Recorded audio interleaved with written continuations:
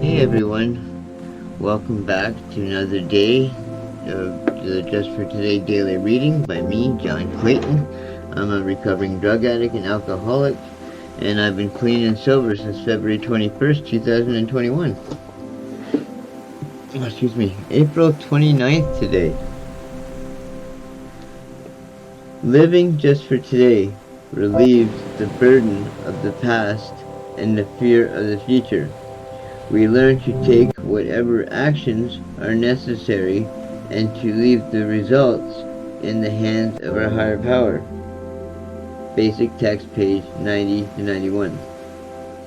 In our active addiction, fear of the future and what might happen was a reality for many of us. What if we got arrested, lost our job, our spouse died, we went bankrupt, and so on and so and on and on. It was not unusual for us to spend hours, even whole days, thinking about what might happen. We played out entire conversations and scenarios before they ever occurred, then charted our course on the basis of what if. By doing this, and by doing this, we set ourselves up for disappointment. After disappointment, from listening in meetings, we learn that living in the present, not the world of what if, is the only way to short circuit our self fulfilling prophecies of doom and gloom. We can only deal with what is real today, not our fearful fantasies of what the future. Coming to believe that our higher power has only the best in store for us, in one way we can combat this fear. that fear. Excuse me. We hear in meetings that our higher power won't give us more than we can handle in one day. And we know from experience that if we ask, the God we've come to understand will surely care for us. We stay clean through advanced situations by placing our faith and our care of a power greater than ourselves. Each time we do, we become lost, fearful of what and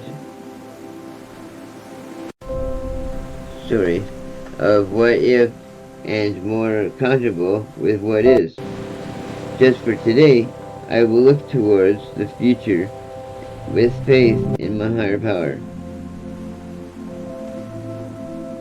Yeah, another good reading. You know, it wasn't until my recovery that I started gaining faith, or maybe a stronger belief system, maybe.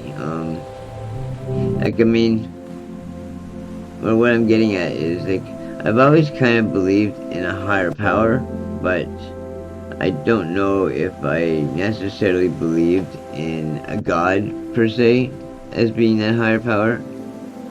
I mean, in recovery, I learned that, a higher power can be whatever keeps making you wanting to come back. Basically, is what it boils down to. And, well, for one, if it wasn't for the rooms of Narcotics Anonymous, I really wouldn't have any place to go. And everything that I do in life today, I'm doing without drugs and alcohol. And that in itself is a new venture for me. It's all I ever thought about. It's all I ever wanted to do.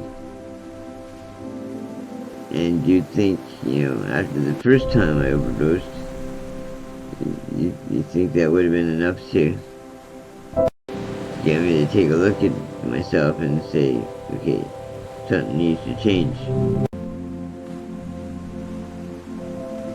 I mean, change finally happens, but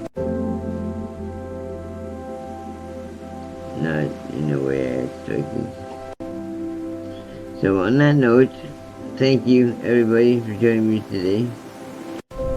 I appreciate all of you joining me today. I appreciate every one of you. If nobody's told you today that they love you, well, I love you, and it'd be great if you join my community.